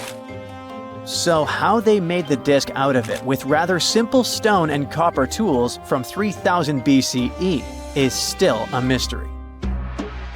The next big question is why they decided to bury Sabu with it. Perhaps if we knew its true purpose, it would make more sense. When it was first discovered, archaeologists thought it was nothing more than a vase, an incense burner, or a ceremonial decoration. But those who took a closer look from the point of view of an engineer decided it could actually be a component of a larger mechanism. An amateur historian made an exact copy of the artifact with a 3D printer, and it turned out that the Disc of Sabu was an ancient impeller, a crucial part of a centrifugal pump.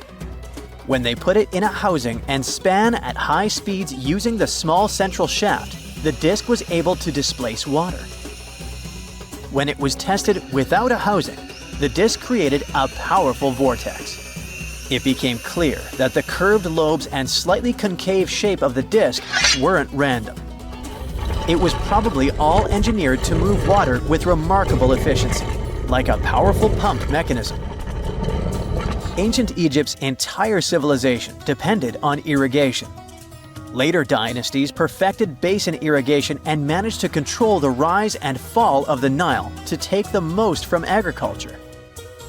So, the engineers of the first dynasty may have been experimenting with advanced irrigation techniques thousands of years earlier than scientists previously thought. But then again, some people have doubts schist is strong enough to be used for a pumping mechanism. They suggest that artisans from Egypt's first dynasty were trying to recreate an even older object, using whatever tools and materials they had. It could be a stone replica of something originally made from metal, possibly belonging to a civilization far older and more advanced than ancient Egypt itself. One Swiss author takes this idea even further and proposes that the disc is a copy of a component from an extraterrestrial spaceship's hyperdrive, or stone model of a flying saucer. One French researcher believes the Disc of Sabu was part of a secret massive factory system to manufacture sodium carbonate inside pyramids. Some people suggest that the disc may have been a primitive tool for weaving ropes. The lobes held strands of silk or fiber that were twisted into twine when it was spun. Or it may have been a gigantic lamp. Another historical mystery is a map from 1513 that is believed to be the oldest surviving detailed map showing the Americas. The author of the map is a Turkish captain, Piri Reis. He never crossed the ocean himself and put together this map from 20 regional maps. He used an Arab map of India, 4 Portuguese maps showing India and China, and a map of America by Christopher Columbus as he saw it. This last map was lost for many years, so Reis's map gave us an idea of what Columbus must have recorded during his third voyage to the New World. A historian who studied the map suggested that it showed Antarctica in prehistoric times because it strangely resembled Antarctica's true coastline, the way it looked when it was free of ice. But it was later proven that this idea wasn't right. Another idea that rocked the science world was Klerksdorp spheres. They were found in deposits of mineral pyrophyllite in South Africa and looked like tiny ancient cricket balls with lines around the middle. Back in the 1980s, there was a theory that some super advanced pre-flood civilization we know nothing about had made these spheres. One journalist shared stories about how they rotated on their own in a display case. There was also a TV show that invited a psychic who was telling everyone the spheres were pieces of an ancient spaceship. But according to geologists, these spheres are pretty regular spherical objects formed from different minerals than the surrounding rock. The seam-like lines on them are just imprints from the host rock's layers building up over time. The Klerksdorp spheres come in different shapes, from flattened spheres to distinct discs. As for that episode when one of these spheres spun on its own, the curator of the Klerksdorp Museum cleared that up too. He said that when he put one sphere on its glass shelf when the journalist came to visit, the sphere rotated a bit because it's round. There are some gold mining activities going on nearby, so the land where the museum stands often experiences earth tremors. In a remote part of China, there are some bizarre pipe-like formations known as the Baigong Pipes. A local explorer found them back in 1996 protruding from Mount Baigong and along the shores of Tosan Lake nearby. Some people thought they were the work of ancient guests from other planets. When scientists tested samples of the pipe material, they found out that they contained mostly common minerals, but there was a mysterious 8% of unknown stuff. Some extra tests showed that these pipes had been there before humans. Chinese geologists later visited the site and suggested that these pipes were formed naturally over time. It was probably fossilized tree roots from the area's super green past. It's still a real mystery with no clear-cut answer.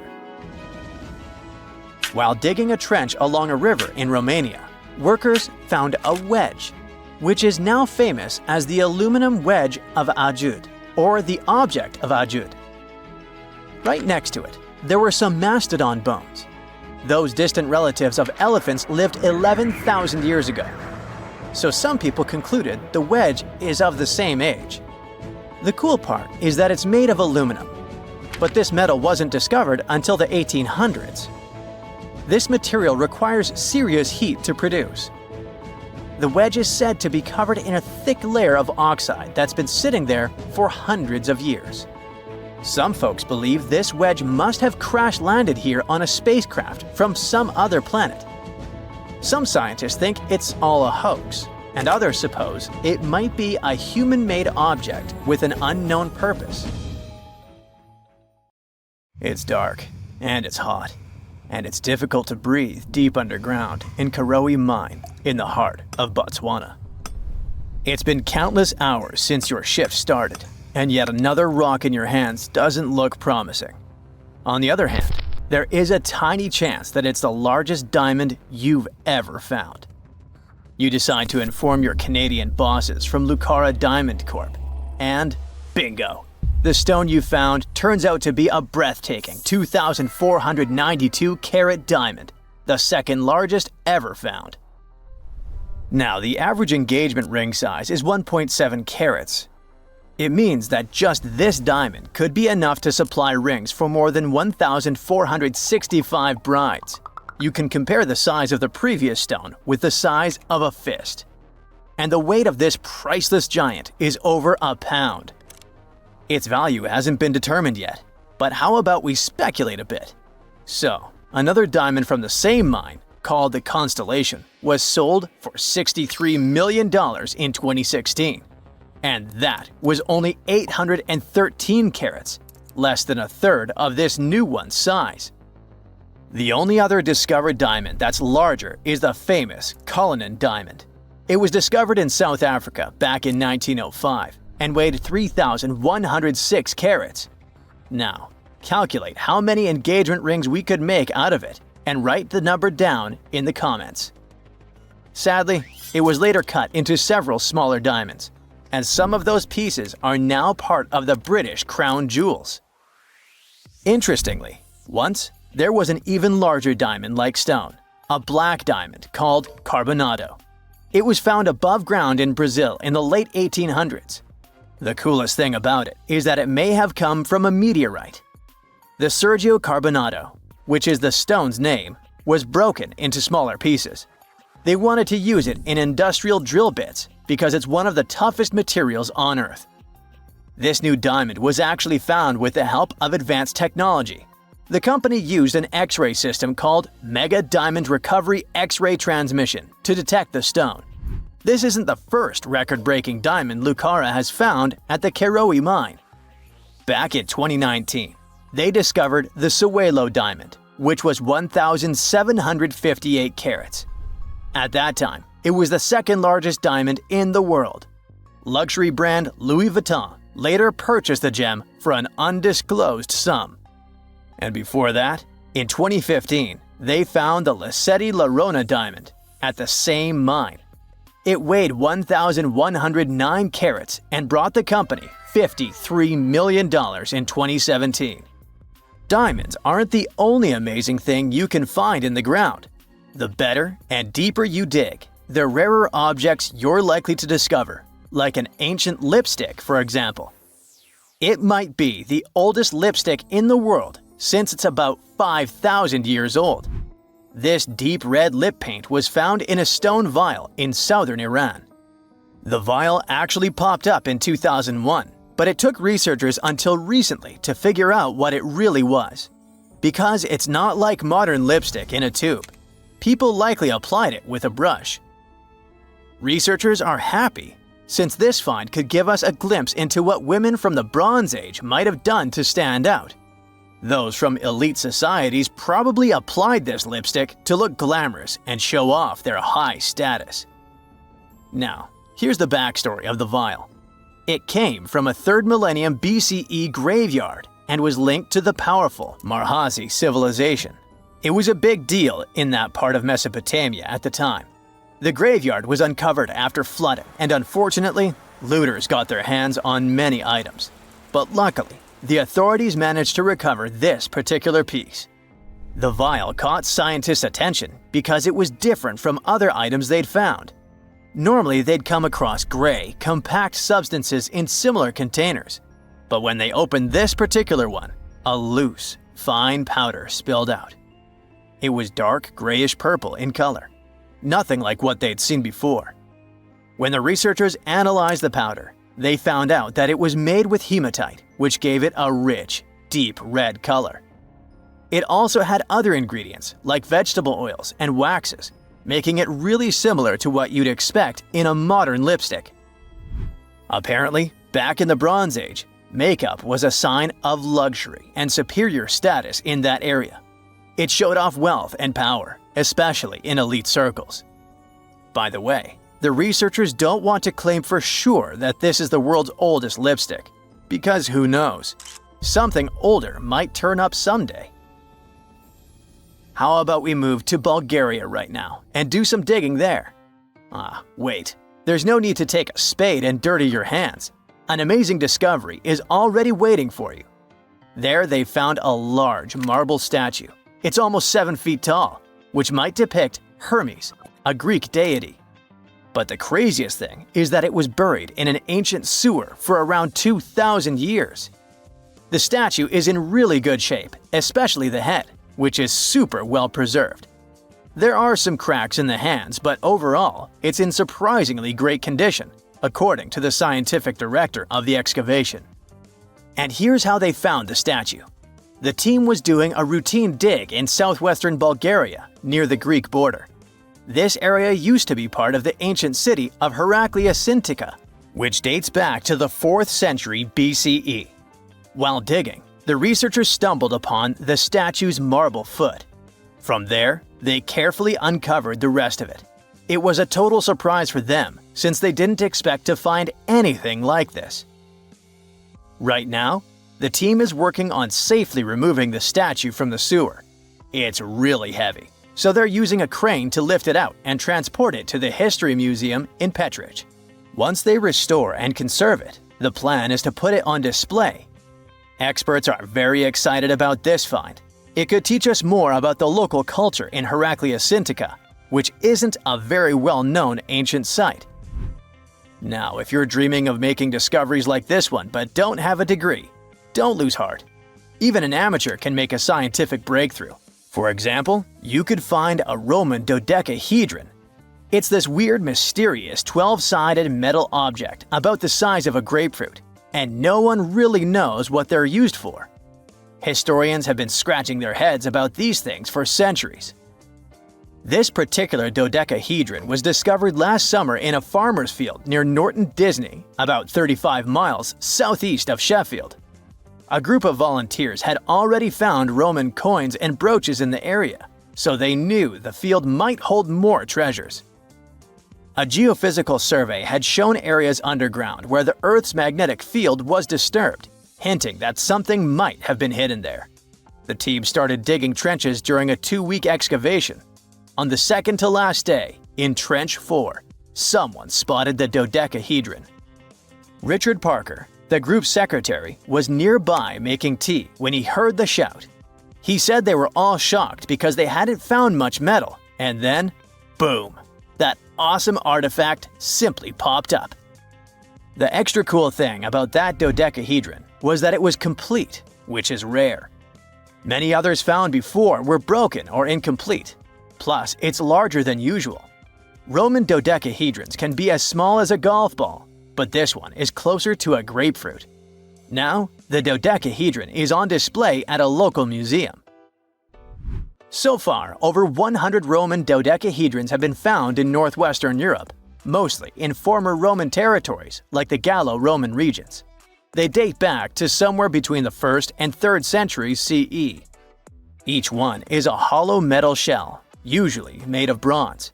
It has 12 faces, with differently sized holes on each face. Around the holes, there are concentric rings imprinted into the metal, and at every corner where the faces meet, there's a small stud. There's no writing on them, and nothing in Roman texts mentions them at all. That's why nobody knows what these dodecahedrons were for. There are loads of theories. They could have been toys, dice, mace heads, or even tools for measuring distances in Roman artillery. Some people even think they were used for knitting gloves or even figuring out dates using the stars. But most of those ideas don't really hold up, so the mystery remains. Stonehenge wasn't a witchy monument to travel through time. It was actually constructed as a hope to build a different future. Recent research just found out that the monument was probably raised as an attempt to reunite the Britons during a period of big division. The thread of this story lies on the altar stone, the monument's most iconic rock. For years, scientists believed that the stones used in Stonehenge, including the altar stone, came from the nearby Preseli Hills in Wales. In this scenario, Stonehenge would have been built by a local community. That is, Neolithic people who would have found easy-to-access materials to build a ceremonial mound, a sundial calendar, and a final resting place, all in one. Things changed when another discovery was made. In 2018, leading-edge research pointed that the altar stone actually came from the River Tay region in northeastern Scotland, which is located over 400 miles away from Stonehenge. Scientists found similar rocks as such in Scottish monuments. You see, the altar stone is a recumbent stone, laying on its side. Many of the rocks were found in ceremonial stone circles in Scotland, and they are unique to this region. When this discovery broke through, it got archaeologists thinking. Maybe Stonehenge wasn't just a local project, but a wider collaboration between different tribes and communities across Britain. To understand this, we need to rewind to around 3000 BCE. That's when Britain still wasn't a unified country per se. Rather, it was a patchwork of tribes such as those coming from southern or eastern Europe, each with their own customs and beliefs. As an island, Britain's population changed many times. Britain was mainly composed of farmers who descended from people from the Middle East and arrived on the land around 6,000 years ago. This group thrived in the area until 2500 BCE, when another group coming from the regions of the Netherlands and Germany started to appear. These ones, also known as the Beaker people, were responsible for the large population turnover that Britain experienced during the Neolithic period and the years that followed. The Beakers were called so because of a specific type of pottery they used to make and bury their loved ones with after their passing. It's possible that the original dwellers of the land didn't like it that their land was being repopulated. And what researchers suggest is that Stonehenge was this attempt to reunite the original Neolithic farmer population and regain some type of identity control over their land. They would have invested a lot of time and energy in bringing the altar stone all the way down from Scotland, without the help of wheel technology, for example. You see, the wheel had already been invented in Lower Mesopotamia, but since there was no Wi-Fi at the time, the Brits weren't aware of this technology until much later on. This whole territorial crisis could have driven locals to use their resources to move the altar stone to Salisbury Plain in England in order to reunify the land. You see, Stonehenge wasn't built in one go. Its history dates to around 3000 BCE. That's when the monument was just a circular ditch and bank known as a henge. Inside, they placed wooden posts and possibly totem-like carvings. This version of Stonehenge wasn't about rocks yet. It was more of a ritualistic place and possibly a final resting place. They found several cremation pits from this period, making it the oldest resting place in all of Britain. It was only around 2600 BCE that the blue stones came around. The naming might be a bit misleading since they're not literally blue rocks. They have a bluish tinge to them when they're freshly broken, hence the name. These smaller rocks probably came from the Preseli Hills in southwest Wales, which is about 150 miles away from Stonehenge. Some researchers say that the ancient ones believed that blue stones had healing qualities.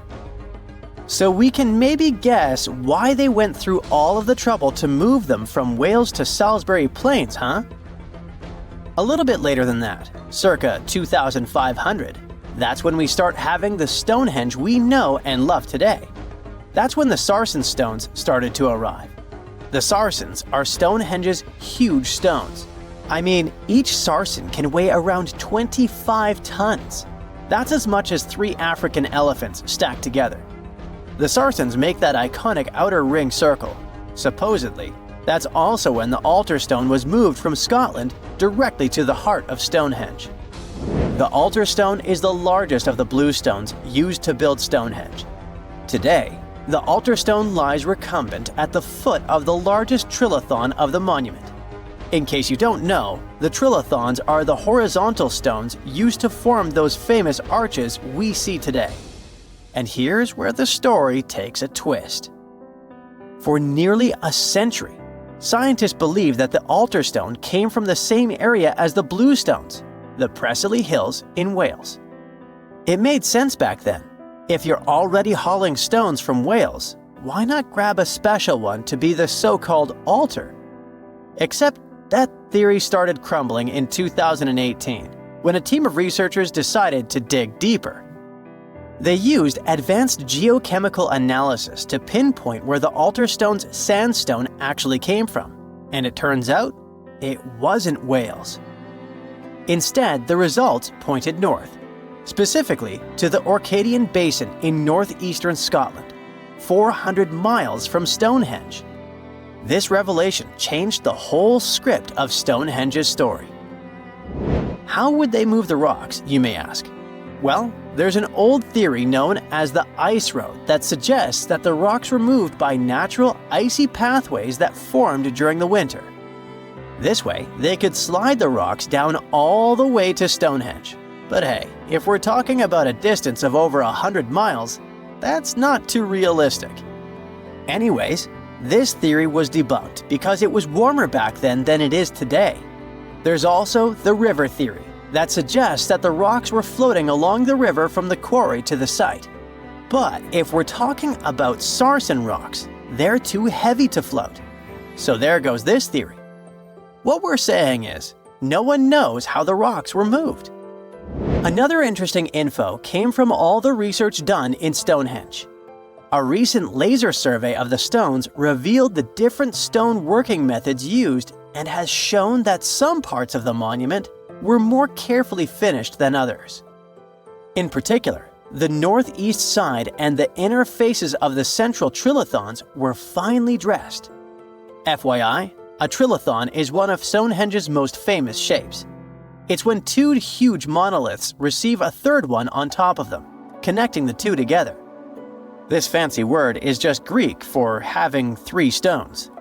But anyway, the bigger question, and maybe why Stonehenge is so famous, is why it was built in the first place. You see, Stonehenge's entire layout seems to have been carefully planned to align with the movements of the sun. The monument's architecture is particularly attuned to the solstices, the shortest and longest days of the year. During the summer solstice, the sun rises perfectly in line with the heel stone, casting light straight into the heart of the stone circle. A spectacular, almost magical sight that surely wowed its ancient audience. But it's the midwinter solstice that seems to hold a special connection to the altar stone. As the sun sets on that day, its light aligns with the altar stone at the center of Stonehenge. To the builders of Stonehenge, this alignment may have symbolized more than just celestial precision. It likely carried profound ancestral and spiritual significance. The altar stone, illuminated by the setting sun, could have been seen as a bridge between worlds, connecting the living with their ancestors, the earth with the cosmos, and the present with the eternal. In a world without calendars, clocks, or weather apps, the solstices were everything. They marked the rhythm of life, guiding agricultural cycles and spiritual rituals alike. So Stonehenge wasn't just about the stones or the people who built it, but perhaps a way to honor their ancestral roots in an ever-changing world.